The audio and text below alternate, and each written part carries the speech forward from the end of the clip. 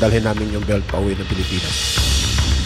Ang coach ni Vincent Asolabio na si Coach Nonoy Neri sobrang prangka at sinabing hindi pumunta sa Japan para magpatalo lang. Coach Neri, sure na nga ba ang ating kaubayan na si Vincent Asolabio para sa kanya kontra yan sa kampiyon na si Junto Nakatani? Coach Jason Casimero, labis-labis ang kasiyahan at sa mga bashers ay may kunting panginis. Ang dahilan alamin, ito po ang mapinagbabatayan ng ating kwentuhan. Kaya tara, kwentuhan na!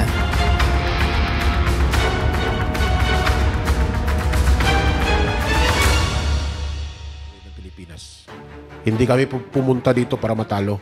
Ganito ang naging pranggang pahayag ni Coach Neri sa paparating na laban nila ni Vincent Asolabio kontra yan sa Hapon na may hawak ngayon ng WBC Bantamweight title na si Junto Nakatani. Ayon pa kay Coach Neri, hindi nila dinayo ang Japan para lang magpatalo. Kaya lahat ng pagsikap nila at ginawa sa kanilang training ay lahat ipapakita nila sa ibabaw ng lona. Kaya naman ang tanging nasabi na lang niya ay ganito. Mabuhay Pilipinas.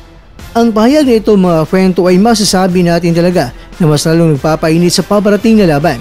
Dahil syempre, alam naman natin na itong si Asolabio ay talagang heavy underdog kontra yan kay Nakatani. Dahil kung saan abot lang sa kanilang karera ang ating pag-usapan, itong si Nakatani ay 3-division world champion na sa ngayon. Napasa kamay na niya ang World Boxing Organization Flyweight title sa taong 2020 hanggang 2022.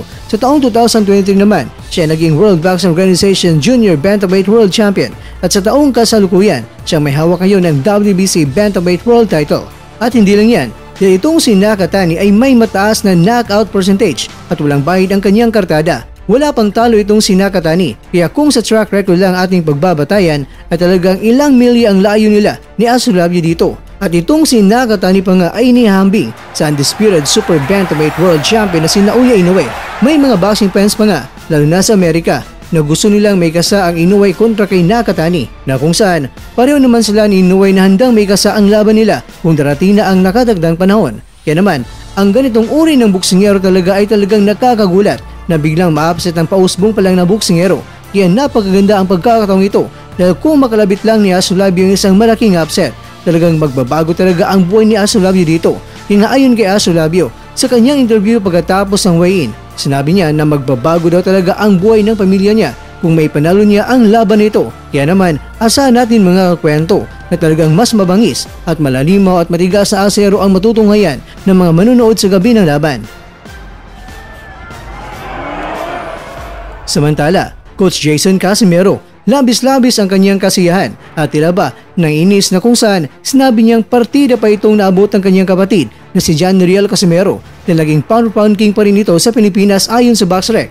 Kahit na itong si Casimero ay wala pa itong laban. Kaya naman, may bago na namang kunting pangasar ang Kwadwala sa Smyboy na Facebook page na sinabi dito na pasensya na mga haters, masakit sa inyo to, partida pa yan, hindi pa ako lumalaban. Nakita niyo ba update ng World Boxing Council? At sinabi dito na let's go September. Well mga kakwento, bagamat hindi pa man talaga ay binunya kung sino nga ba ang makakalaban ni Casimero sa darating na Setyembre. Pero kung ang Team Casimero ang tatanungin ay talagang sure na yan nang nakatagdang pagbabalik ni Casimero ay sa buwan ng Setyembre. Bagamat wala mang taon nakalagay dyan, pagka Setyembre yan sa susunod na taon. Hindi syempre ngayong taon na yan kakwento. Kaya sabi nga ni Coach Jason, kunting hintay na lang at abang-abang.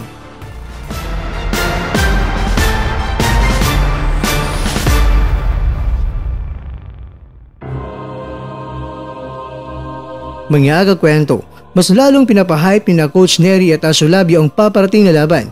Pag-uwi sa Pinas, target ay dala na ang kulay green na sinturon at may kulay ginto pa yan. Pero ikaw kakwento, naniniwala ka bang kayang ma-upset ni Asolabio si Nakatani? O di kaya ganun pa rin yan, maging boy gapang member sa bansang Japan?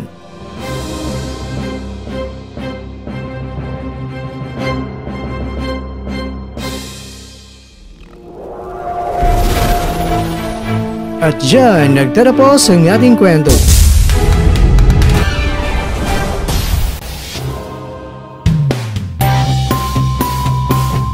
Maraming salamat mga kakwento sa inyong panonood. Pero baka naman mga kakwento ay nagustuhan niyo po ang kwento natin ngayon. Baka pwede niyo po akong mabigyan dyan ng like, subscribe at pa-click na rin sa bell button.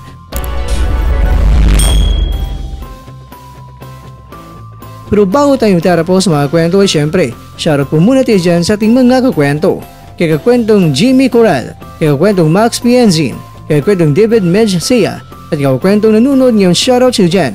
Bueno, hanggang dito na po muna ang ating kwentuhan at abangan nyo lang po ating susunod na video. At dito lang po yan sa isang channel na kung saan maaring ito'y mga kwentong di pa na kwento sa inyo.